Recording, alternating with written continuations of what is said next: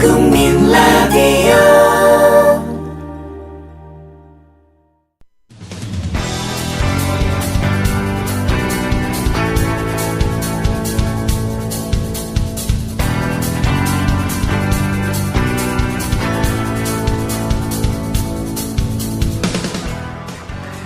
뉴스트라다무스 듣고 계십니다. 현재 시각 2시 3분입니다.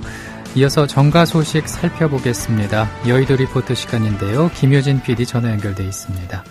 안녕하십니까? 네, 안녕하세요. 김효진입니다. 예, 오늘 여야 대표가 국회에서 교섭단체 대표 연설했죠. 예, 그렇습니다. 새누리당 김무성 대표 그리고 새정치민주연합 문희상 비상대책위원장이 오늘 오전에 국회에서 교섭단체 대표 연설을 했습니다. 예. 먼저 김무성 대표의 얘기부터 살펴보겠습니다. 모든 얘기를 나열하진 않겠고요. 주목할 만한 몇 가지만 간추려 보겠습니다. 김무성 대표는 오늘 연설에서 지금의 대한민국을 총체적 위기로 규정하고요. 여야가 중심이 돼서 사회 각 분야가 참여하는 범국민 운동기구를 만들어 이 고통 분담을 위한 사회적 대타협 운동을 벌이자 이렇게 제안했습니다. 예, 앞서 말씀해 주신 김 대표의 제안은 어디서 많이 들어본 것도 같은 느낌이 듭니다. 네, 김무성 대표의 이런 제안은 이 박근혜 대통령이 대선 기간에 주창한 이 국민 대통합 그리고 100% 대한민국 또는 이 박정희 정권 때의 새마을 운동 같은 구호를 떠올리게 합니다. 예.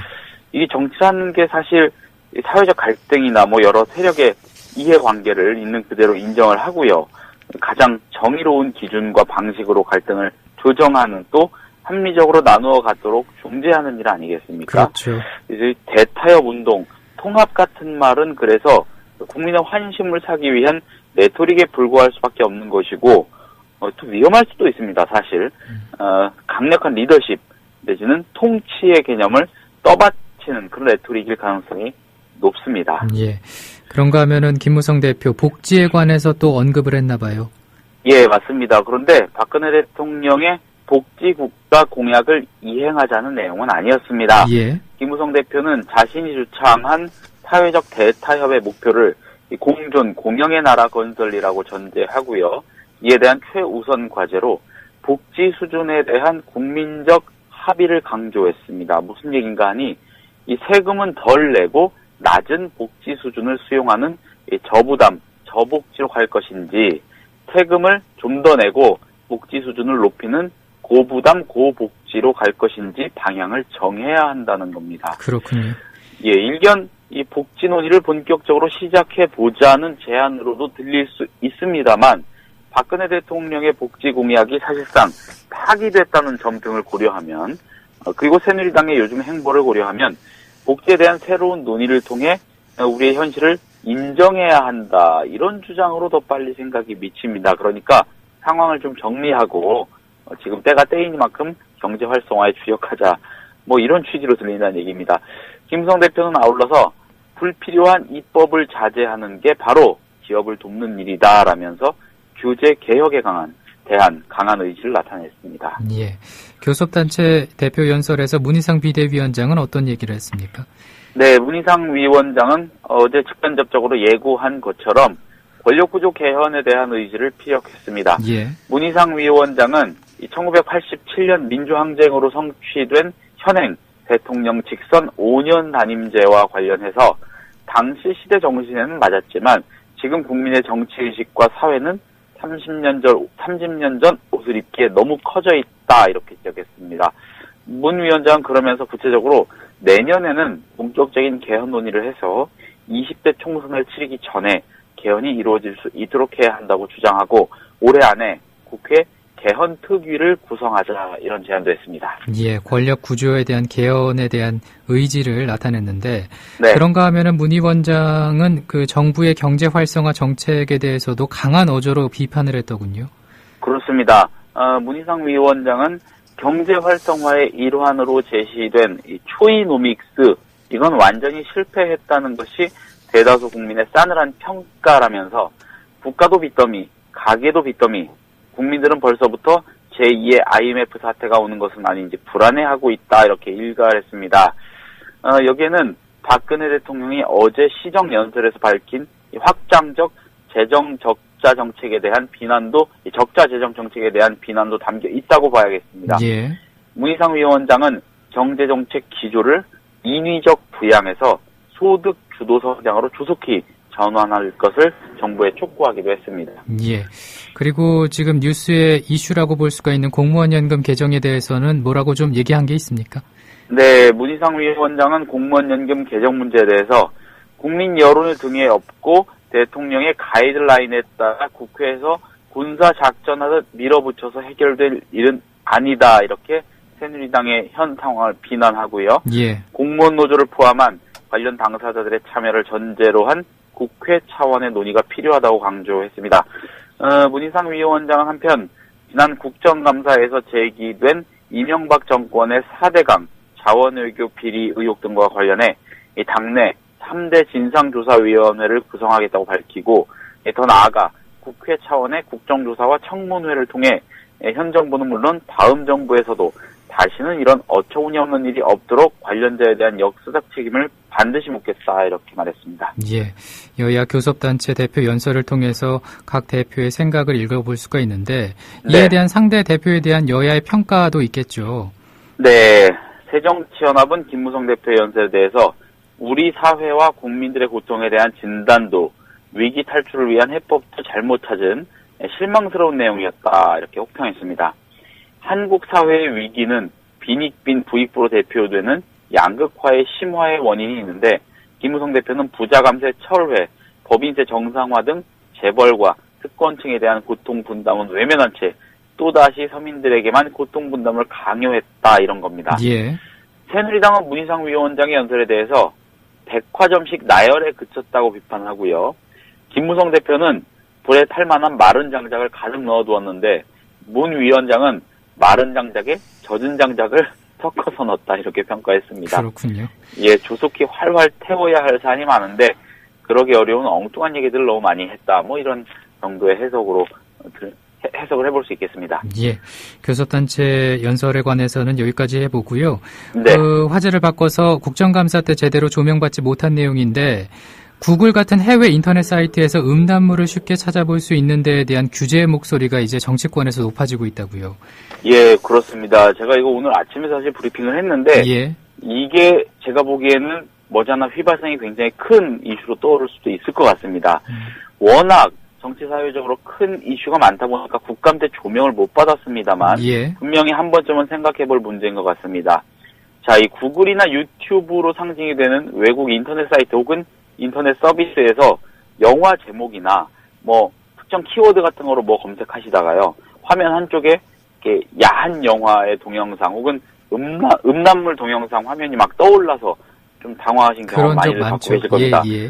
예, 물론 일부러 찾아가시는 분들도 계실 테고요. 뭐라고 할 수는 없습니다. 아무튼 인터넷 서비스 외에 페이스북 같은 SNS를 통해서도 이따금씩 불법 야동에 가까운 영상물이 떠다니곤 합니다. 이 해외 사이트나 서비스들은 우리나라와 비교할 때 규제가 훨씬 적고 자율성이 높습니다. 개인정보에 대한 추적도 불가능한 경우가 많고요. 물론 사이트나 서비스 운영업체 측이 이 특정 이슈로의 여론 집중을 유도하지 않고 그야말로 자유롭게 정보를 취사 선택할 수 있도록 한다는 매우 큰 이점이 있기 때문에 우리나라에서도 수많은 유저가 해외 사이트나 서비스를 선호하는 상황입니다. 예. 자, 이런 순기능이 있긴 하지만 적잖은 사람들이 이런 해외 사이트나 서비스를 이 음란물을 손쉽게 확보할 수 있는 것으로 보고 접근한다, 이런 겁니다. 이 네티즌들이 음란물을 검색하고 싶을 때면은 네이버나 다음보다는 구글을 훨씬 더 많이 사용한다는 것이 이미 통계로도 확인됐고, 이런 것이 앞서 말씀드린 상황을 좀 뒷받침하는 대목이기도 합니다. 그렇군요. 근데 구글 같은 해외 사이트나 서비스에 올라온 불법 정보의 양도 가파르게 증가하고 있다, 이런 지적도 있군요. 그렇습니다. 국회 미래창조과학방송통신위원회 소속 새정치연합 송호창 의원은 해외 사업자의 서비스에 올라온 불법 정보는 2010년에 비해 현재 13배로, 이 가운데 성매매 등 음란물 콘텐츠는 17배로 증가했다면서 이 국내법 적용을 통한 규제가 불가하다는 이유로 이를 내버려두는 것은 규제 당국의 직무유기이고, 이는 고스란히 국내 사업자에 대한 역차별로 이어진다, 이렇게 지적을 했습니다. 예. 이 송호창 의원의 말대로 현행 우리 법규로는 앞서 말씀드린 내용을 규제하기가 어렵습니다. 이거하고 관련해서 역시 미방위 소속인 새누리당 강길부 의원은 국내 포털은 음란물이 노출되면 형법에 따라 음란물 유포 방조 혐의나 청소년 보호법 또는 정보통신망법 위반 혐의로 조사를 할 수 있는데 반해 구글 등 해외 사업자에 대해서는 아무런 조치를 할 수 없다. 이건 형평성에 어긋난다. 이렇게 지적을 했고요.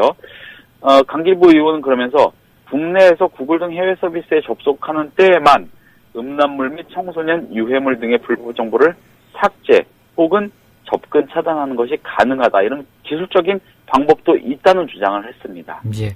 이렇게 이런저런 지적들이 많이 나오고 있고 또 문제가 있다라는 얘기도 나오고 있는 상황에서 인터넷 네. 심의 당국의 입장도 궁금한데 어떻습니까? 네, 그 뉴라이트 인사인 서울대 교수 박효종 방송통신심의위원장이 이런 지적에 국감에서 입장을 밝힌 바 있습니다.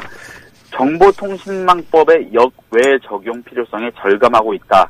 앞으로 법조계, 학계 그리고 방통위 등과 함께 신중하게 검토하겠다. 이런 겁니다. 예. 제가 이 내용 말씀드리기 이전에 아마 머지않아 큰 이슈로 떠오를 수도 있겠다. 이렇게 예상한다는 말씀 드렸는데 바로 지금 말씀드릴 내용 때문입니다. 문제는 만약에 박효종 위원장의 생각대로라면은 엄청나게 많은 개인이요.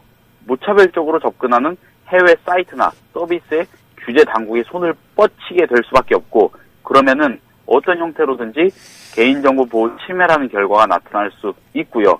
이렇게 되면은 자연스럽게 사적 영역에 대한 공공의 광범위하고도 무차별적인 침해 그리고 사이버 검열 같은 문제가 발생할 가능성이 높다는 겁니다. 예.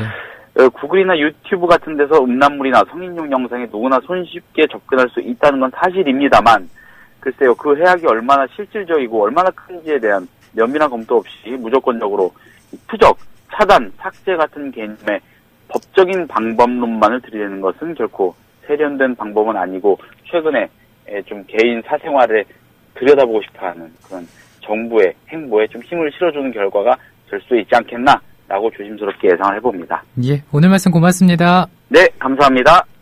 Makes me wonder, she makes me wonder.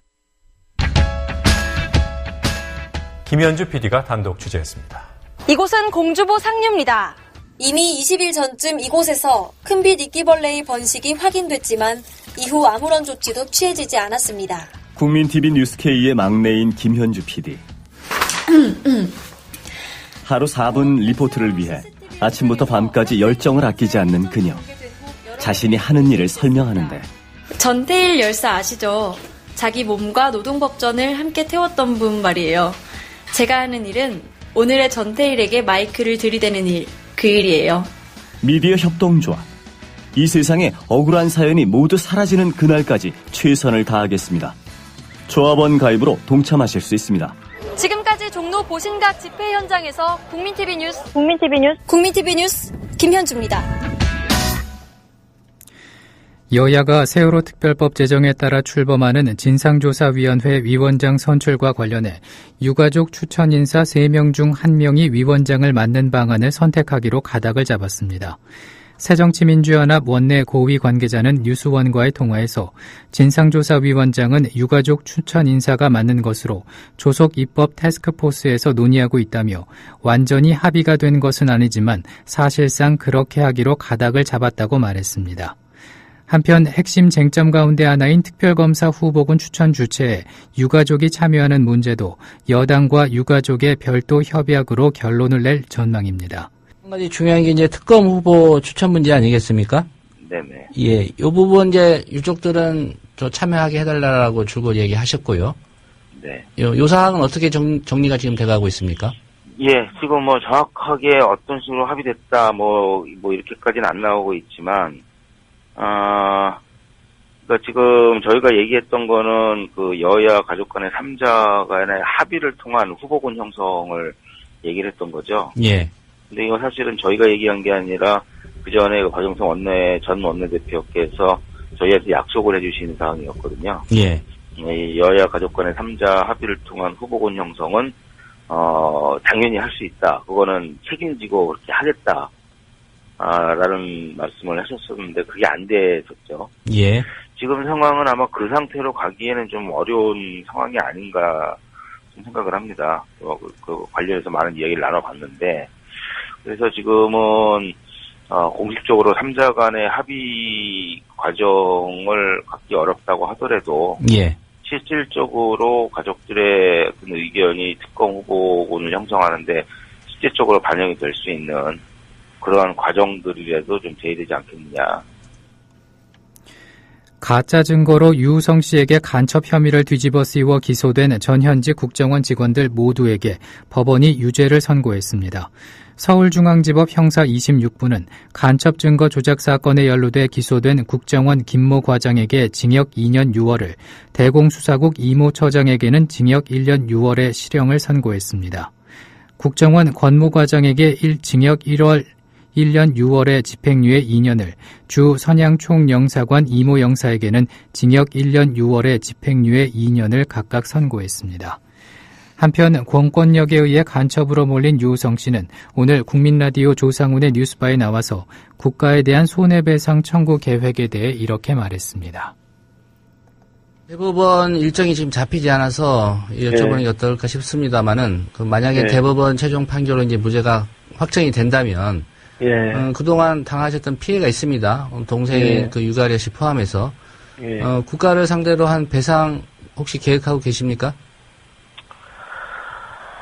저는 솔직히 막 재판이라 하게 되면 아무것도 하기 싫습니다. 이제는 그냥 조용히 어디서 그냥 내가 진짜 막 지금도 좀 너무 힘든데요. 조용하게 어디 사람 없는 곳에서 그냥 조용하게 살고 싶다는 생각밖에 없어서 그렇게 멀리까지 나는 생각을 해보진 않았습니다. 예. 그리고 검찰이 또 다른 혐의로 그 유우성 씨 기소한 사건이 있습니다. 예, 공무집행 방해하고요. 외환거래법이라고. 사실 어떻게 보면 옛날 이 사건이 5년 전에 기소 유예됐던 사건이거든요. 예.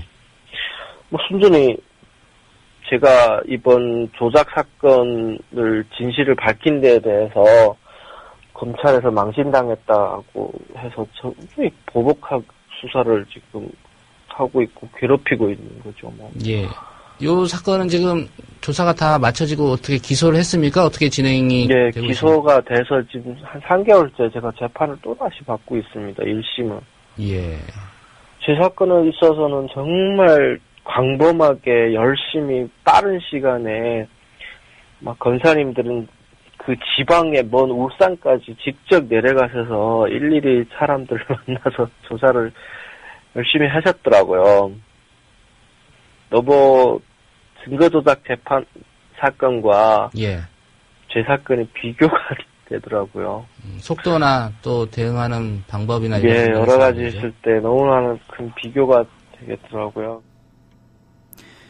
박근혜 대통령이 방산비리를 이적 행위로 규정하고 강한 척결 의지를 밝힌 가운데 여야는 비리 수사와 척결 방법에 대해 이견을 보였습니다. 새누리당은 방위사업청 폐지와 일반 검찰을 통한 비리 수사를 주장한 반면 새정치민주연합은 방사청의 문민화 확대와 국회 국정조사 우선을 강조했습니다. 진성준 새정치민주연합은 MBC 라디오 신동호의 시선집중과의 인터뷰에서 방사청 권한을 강화하고 실질적인 책임자들을 전부 민간인으로 교체하는 방사청의 문민화가 진행돼야 이 고리를 차단할 수 있는 것이라고 강조했습니다. 무기에 대한 해박한 이해, 그리고 그것이 우리 전체 국방력에서 차지하는 어떤 부분들, 이런 것들을 종합적으로 판단하고 수행하는 데 있어서의 전문성을 인정한다면 지금 말씀하셨던 방사청의 전면적인 완벽한 문민화가 가져오는 부작용은 없을런지요? 아니, 물론 방위사업을 진행하는 데 있어서도 군의 참여가 필수적입니다. 소요군이 어차피 있는 것이기 때문에 요구하고 있는 작전 요구 성능에 부합하는지의 여부를 따져봐야 될 필요가 있기 때문에 반드시 군이 참여해야 되죠. 하지만 선진 각국들의 획득 관련 부처의 문민화 비율을 보면 70% 내지 80%가 됩니다. 그래서 일반 공무원들이 모두 다 핵심적인 역할들을 하고 군은 아까 말씀드린 대로 그런 전문적인 조언들을 하는 정도에 불과한데 우리는 이게 50대 50으로 구성되어 있어요. 그래서 방위사업청이 처음에 만들어진 게 2006년도인데 그 당시에 방위사업청을 만들면서 향후 한 5년에 걸쳐서 문민화 비율을 70%까지 올리겠다는 목표를 가지고 있었습니다만 예. 이명박 정부에 들어서면서 정책적 판단이 달라지면서 이 문민화 계획이 전부 다 중단돼 버렸습니다. 그래서 지금도 역시 50대 50으로 구성되어 있고 그나마 군이 차지하고 있는 것은 전부 책임자급 요직에 있는 것이다. 예. 그래서 이 문제가 해결되지 않고 계속되고 있다. 이렇게 진단하는 것이 바른 진단입니다. 서울 강남 압구정동 한 아파트 일부 입주민의 모욕적인 언행에 스트레스를 받아 분신한 경비원의 수술비가 2억 원을 넘어 그의 가족들이 극심한 재정난에 시달리고 있는 것으로 알려졌습니다.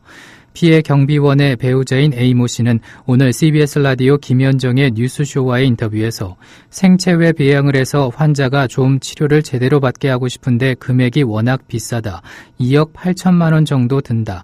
집도 내놓은 상태인데 다 해도 그 금액도 안 돼서라며 지금 산재를 신청해 놓은 상태라 그것만 되기를 기도하고 있다고 전했습니다. 그 분신을 했던 그날 상황에 대해서 뭐라고 남편분은 이야기를 하던가요? 글쎄요, 아직 정확하게 뭐라고 말씀드리기는 좀 그렇고요. 더 의식이 돌아봐야지 될 것 같아요. 예, 근데 평상시에 그런 말을 또 제가 듣기도 했어요. 평상시에 뭐라고 남편분이 집에 와서 넋두리를 하시던가요?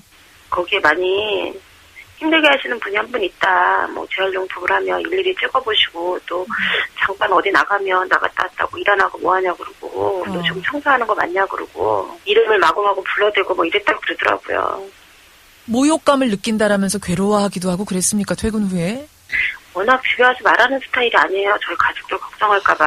가족 걱정할까봐. 근데 이제 지나가는 말로 많이 했어요. 아마 심각하게 얘기했으면 회사 그만둔다고 말했을 때 아마 그만두라고 했을 텐데 그러지를 못해서 제가 제일 마음이 아프네요.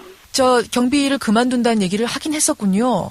예, 했었어요. 근데 이제 저희가 남편이 이제 직장을 그만둘 수 있는 입장이 아니잖아요. 저도 이제 대학생이고 하니까. 예. 그래서 그냥 밀고 나갔던 건데 이런 결과를 가져왔네요. 그때 차라리 그만두라고 할 걸. 그러니까요. 그것 때문에 많이 울었어요. 많이 울고. 국민 라디오와 국민 TV를 다시 읽고 듣고 보실 수 있습니다. 대한민국 공정언론의 산실. 미디어 협동조합이 만든 인터넷 신문.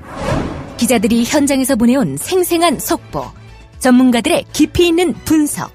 국민TV 뉴스. 국민TV 뉴스. 국민TV 뉴스. 국민TV 뉴스. 공정뉴스의 관문 news.국민.tv. 지금 접속하세요.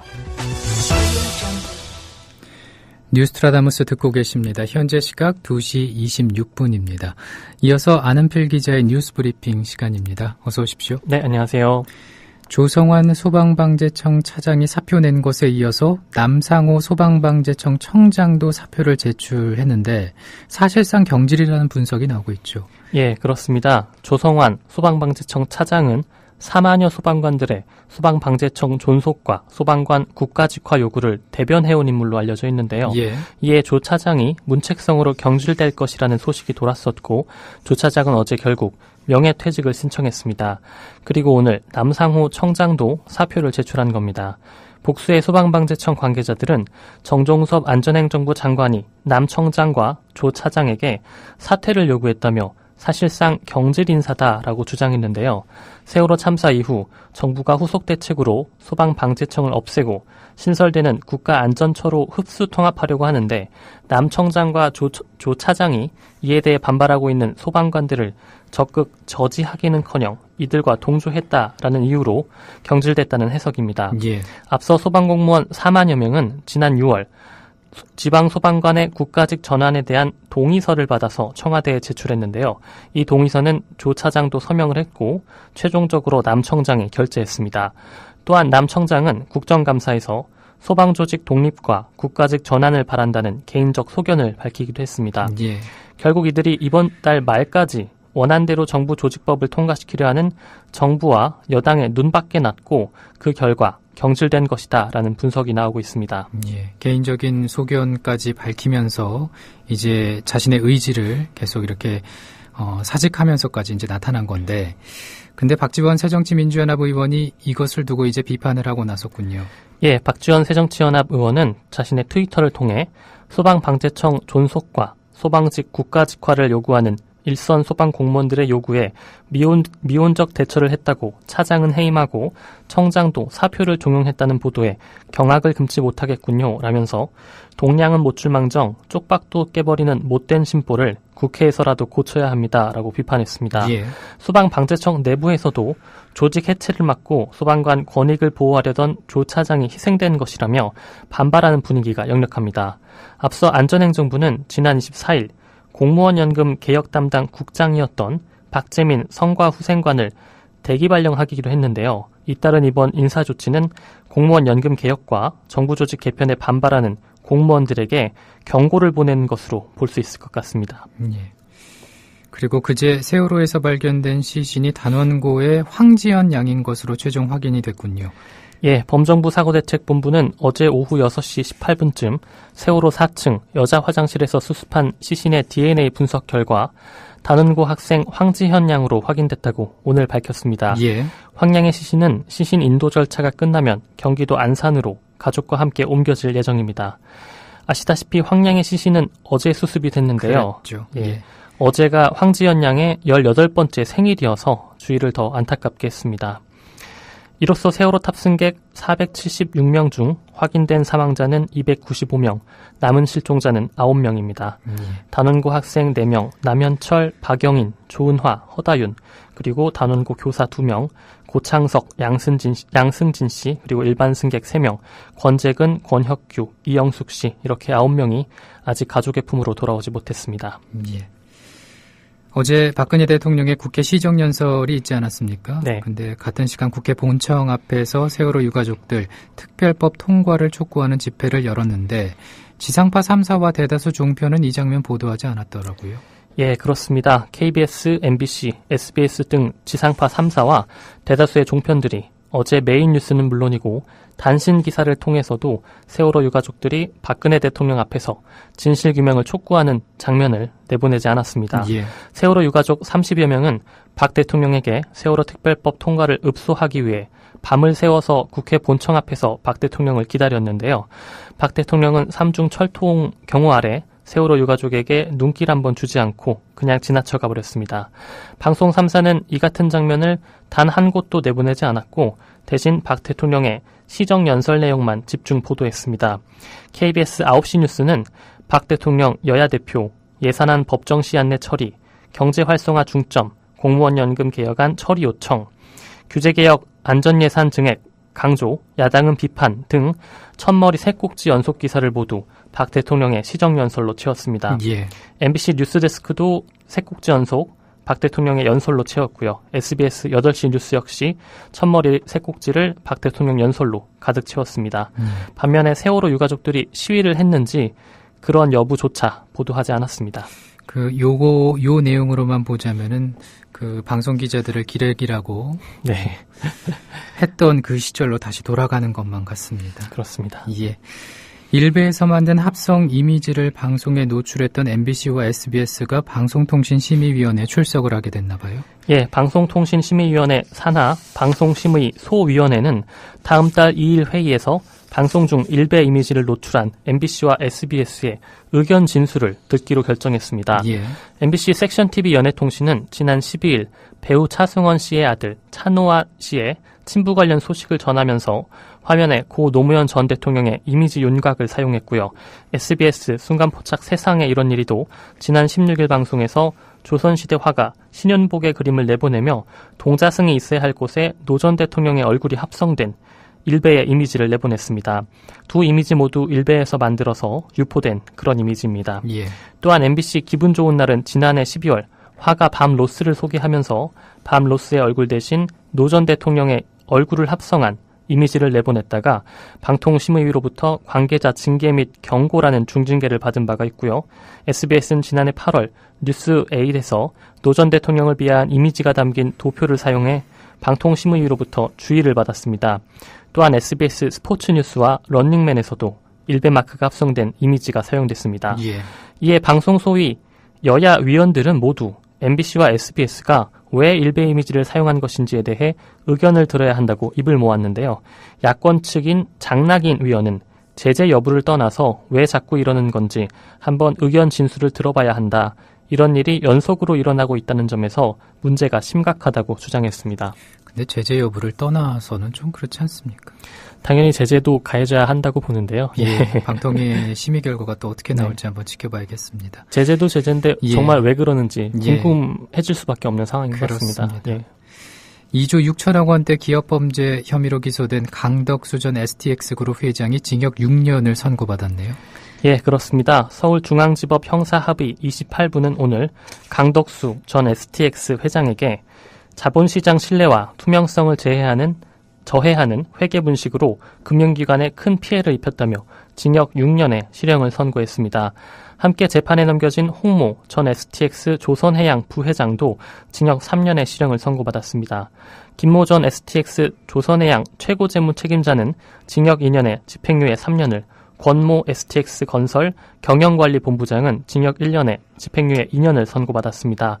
또 변모 전 그룹 최고재무 책임자는 징역 2년 6월에 집행유예 4년을, 이모 전 STX 경영기획본부장은 징역 2년 6월에 집행유예 3년을 선고받았습니다. 하지만 이희범 전 산업자원부 장관은 무죄 판단을 받았습니다. 재판부는 강 전 회장의 2조 3천억 원대 분식회계 혐의 가운데 5,841억 원 상당만 유죄로 인정했습니다. 또 횡령 배임액도 679억 5천만 원만 유죄로 보고 2,743억 원 가량에 대해서는 무죄로 판단했습니다. 예. 뭔가 깐깐하게 이제 세분화해서 판단을 한 것으로 보이는데 재판부의 이 같은 판단 근거는 뭡니까? 예, 재판부는 회계 분식으로 금융기관에 큰 피해를 입혔고 계열사를 통해 본인이 대부분의 지분을 보유한 회사를 지원하면서 계열사에도 피해를 입혀 실형 선고가 불가피하다고 밝혔습니다. 특히 분식회계를 통한 대출금 9천억 원과 회사채 발행액 1조 7,500억 원 가운데 아직까지 7,315억 원을 상환하지 못했다고 지적했습니다. 양형 이유에 대해서는 범행이 대주주의 직접적인 이익보다는 회사의 경영 정상화를 위한 것으로 보이고 현재 별다른 재산 없이 채무 초과 상태인 점을 고려했다고 설명했습니다. 앞서 검찰은 강 전 회장에게 징역 10년을 구형했습니다. 예. 미국 연방준비제도 이사회가 양적 완화 종료를 공식 선언했군요. 그렇습니다. 미국 중앙은행 연방준비제도 이사회는 현지 시각으로 29일 양적 완화 종료를 공식 선언했습니다. 2008년 미국발 세계금융위기 발발 이후 4조 5천억 달러를 찍어 풀었던 사상 최대의 경기 부양책을 종료한 셈입니다. 하지만 세계 경제에 주는 충격을 최소화하기 위해 기준금리를 제로 수준으로 운영하는 초저금리 기조를 앞으로 상당 기간 이어가겠다고 밝혔습니다. 미 연준은 28일과 29일 이틀간 열린 연방공개시장위원회 정례 회의를 통해서 이같이 결정했는데요. 미 연준은 이날 회의 직후 성명을 통해 미국의 최근 경제활동은 완만한 속도로 성장하고 확장하고 있다며 노동시장 상황도 약간 개선됐고 노동자원이 충분히 활용되지 못한다는 지적도 점차 감소하고 있다고 양적 완화의 종료 이유를 밝혔습니다.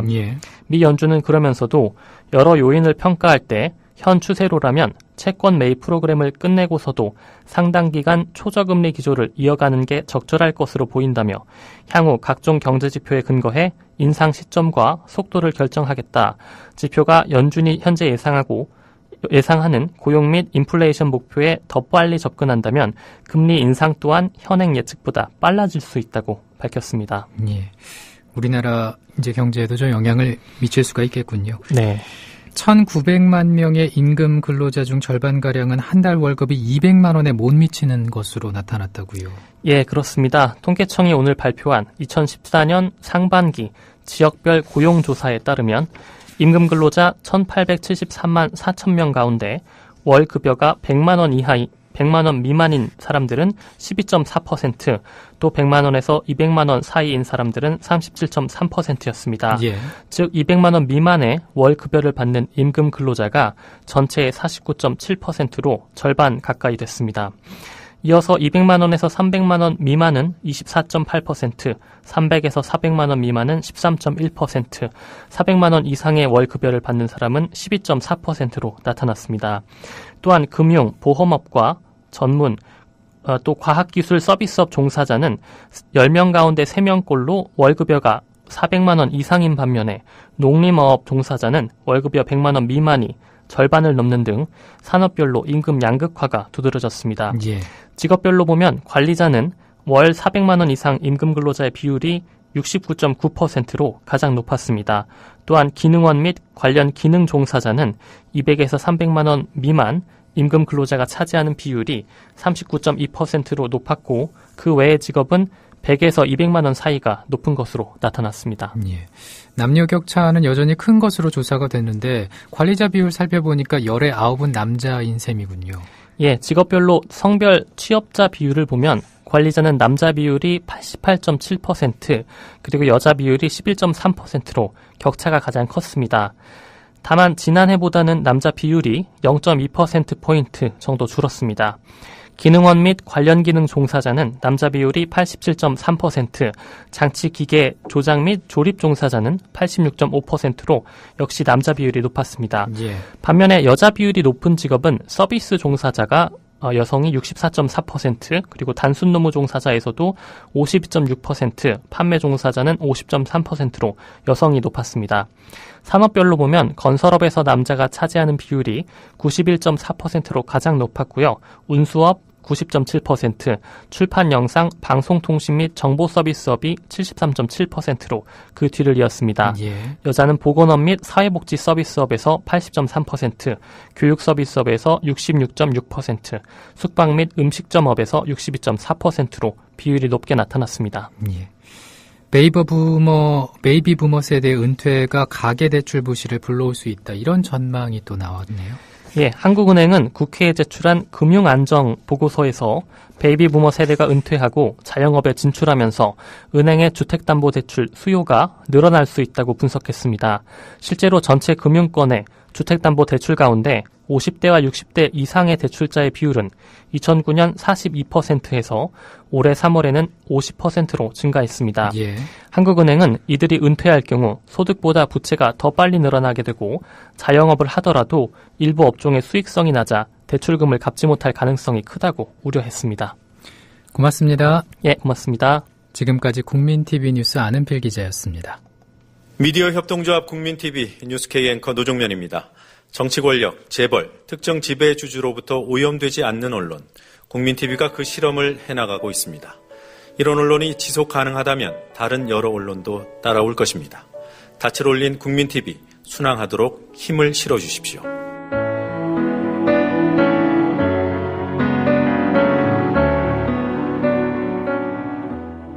월 11,000원의 조합비 납입. 조합원 여러분의 많은 동참을 바랍니다. 자동납부는 미디어 협동조합 홈페이지 국민.tv 또는 서울전화 3144-0933, 서울전화 3144-7737로 신청하실 수 있습니다. 여러분에게 언론혁명으로, 그래서 자부심으로 보답하겠습니다.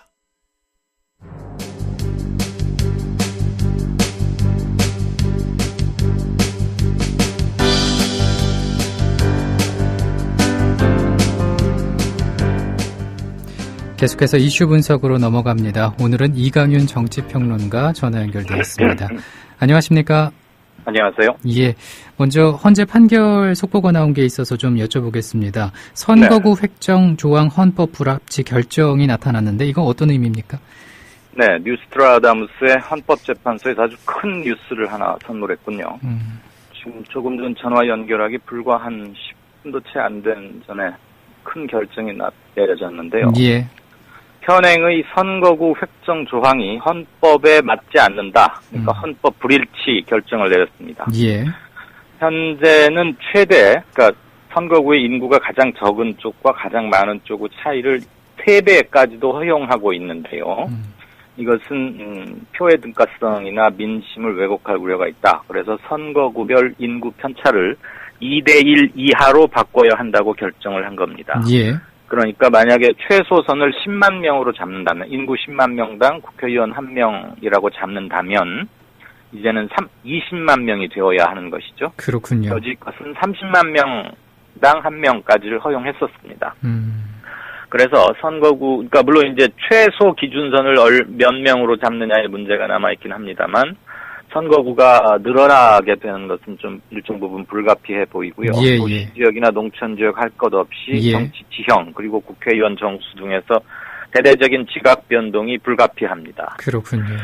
네, 이런 결정을 내리게 된 연원을 거슬러 올라가 보면 김모 씨 등이 국회의원 선거구 획정의 근거가 되는 공직선거법 25조 제2항 별표 1에 대해서 헌법소원 심판 사건을 제기했었는데 예. 헌법 불합치 결정을 내린 것이죠. 이를테면 서울, 대전, 경기, 충남, 권영 유권자들이었던 이번에 이제 이 소송을 제기한 사람들이 예. 이들이 이제 대표로 해서 김모 씨가 냈는데 19대 총선에서 적용됐던 선거구 획정은 3대 1의 인구 편차를 허용하고 있어서 선거가 불평등하다 이겁니다. 예를 들어서 광주광역시의 인구가 2012년 1월 기준으로 146만 명인데 대전광역시 151만 명보다 한 5만 명쯤 적죠. 그런데 오히려 선거구 수는 8개입니다. 예. 그리고 대전은 6개입니다. 그러니까 인구는 작은데 국회의원 숫자는 오히려 인구가 적은 광주광역시가 대전광역시보다 국회의원 숫자 2명이 더 많은 거죠. 예. 네, 그래서 선거권 그리고 평등권을 침해하고 있다는 주장입니다. 이거에 대해서 헌재가 맞다. 이건 정당한 의문 제기다. 그래서 2대1 이하로 다시 재조정하라. 그러니까 상당히 큰 변화가 올 것 같습니다. 그리고 어차피 다음 총선은 2016년 4월에 치러지기 때문에 그때까지 많은 기간이 남아서 헌재의 오늘 결정을 당연히 수용할 수밖에 없는, 그러니까 만약에 불과 한두 달 사이에 선거가 있다면 굉장히 큰 혼란과 논의 과정에 또 시간이 걸리겠지만 이제는 피해갈 수가 없다. 이렇게 봐야 되겠죠. 예. 그리고 대통령의 어제 시정연설을 이제 하러 국회를 왔을 때 그 붉은 카페트며 또 경호원들이 상당히 많지 않았습니까? 네. 네, 이에 대해서 비난의 목소리가 오늘까지도 SNS를 뒤덮고 있네요.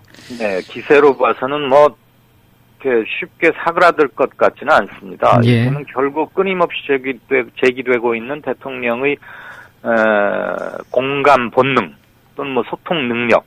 근데 이게 갈수록 지금 모르쇠로 일관하고 국민들이 바라는 것과는 전혀 정반대로 움직이고 있는 거 아니겠습니까? 점점 심해지는 것 같습니다. 그렇습니다. 어제 사진들 많이 보셨겠지만 무슨 영화제에서나 까는 건 줄 알았는데 붉은 카핏.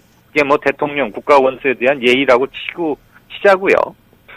그런데 마치 진시황의 무덤에서나 보이는 토용처럼 한 100명이 넘었다 그러죠. 예. 경호원들을 아주 집중 배치. 예. 양측의 3열로, 그러니까 6열로 100명 넘는 인원을 쫙 배치해서 아예 그냥 막을 쏴버린 거죠. 예. 그 사이로 대통령 들어갔고, 유족들 곁을 스칠 때도 눈길 한번 주지 않았습니다. 유족들은 어제 굉장히 요즘 서리가 내린다는 상강 이후로 굉장히 추워지고 있지 않습니까? 예.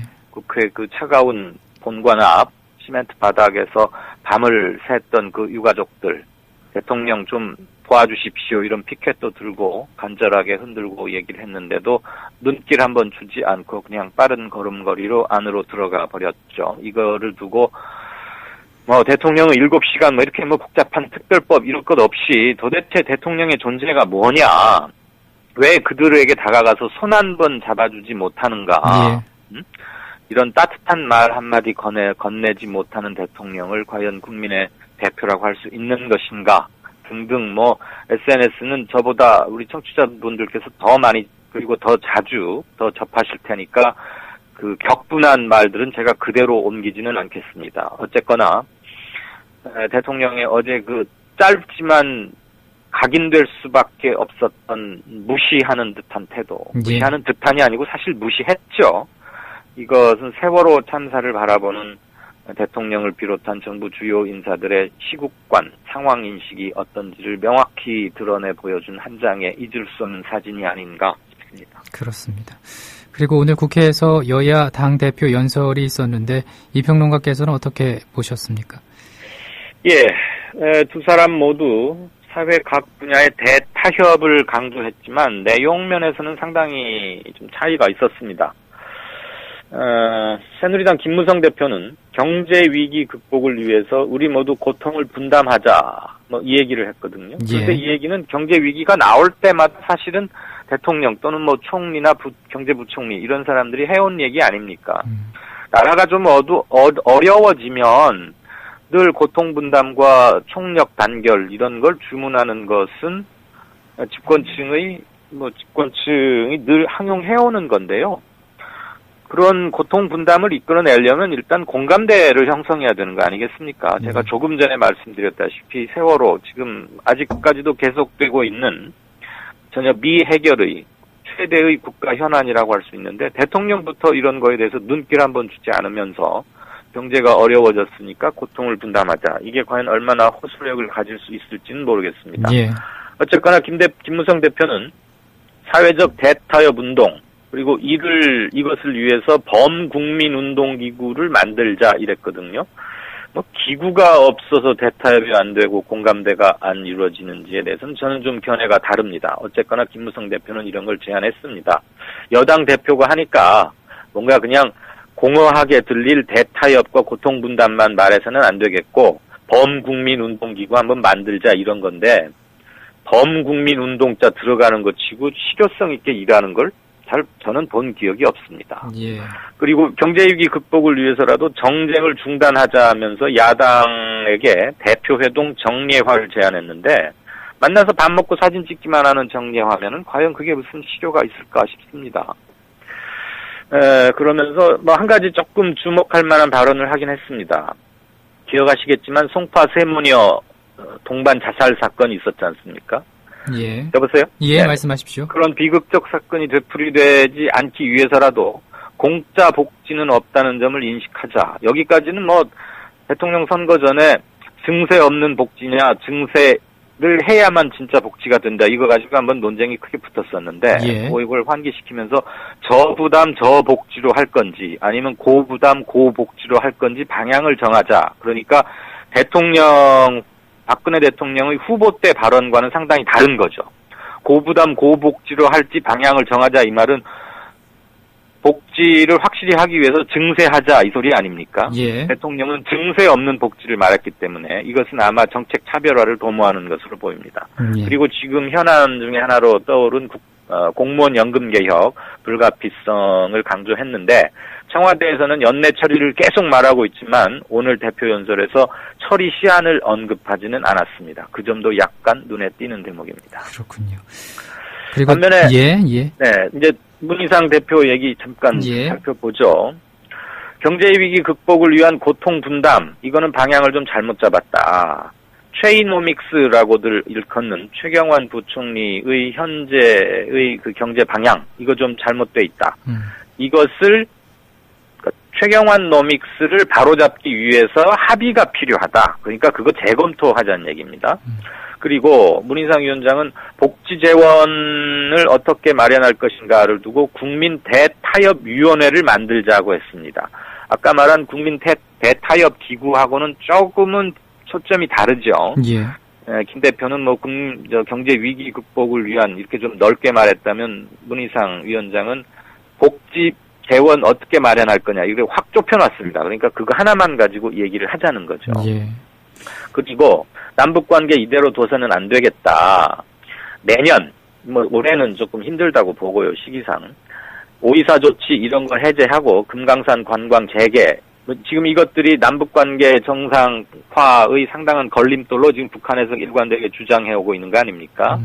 그거의 문제점을 지적하면서 내년에는 남북 정상회담이 이루어지도록 지금부터 노력을 좀 부지런히 해라. 그러려면 5.24 조치 해제와 금강산 관광 문제 이런 것들 당연히 사전 검토 내지는 조치가 취해져야 할 상황이겠죠. 그리고 아울러서 개헌 얘기 대통령은 하지 말라고 틀어막았는데 그럴 일 아니다.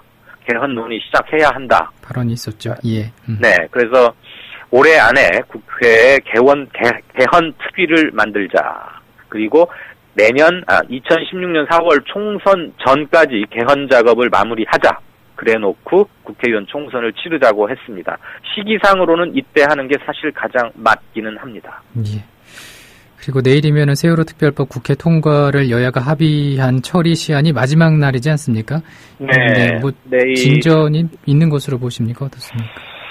현재 지금 이 시간까지 나오고 있는 뉴스나 국회 움직임 이런 것들 좀 종합해보면 당초 약속 처리 시한인 내일 이제 10월 말일이니까요. 예. 이때까지는 통과가 힘들 것으로 보입니다. 글쎄요. 오늘 저녁이라도 뭐 여야가 또 한 번 지난번 930 조치처럼 뭐 갑자기 뭐 전격 합의 뭐 이럴 수도 그 가능성이야 전혀 없다고 할 수는 없겠지만 지금 마지막 쟁점이 유가족 특검 지명 추천하는 문제에 있어서 유가족 참여 방안 아니겠습니까? 예. 이거에 대해서 기존의 시각 차이가 좁혀진 게 하나도 없고 무엇보다도 국정감사 등등등 하면서 이것을 위한 물밑 접촉이 그렇게 활발하게 이루어진 흔적이 포착되지 않고 있었습니다. 예.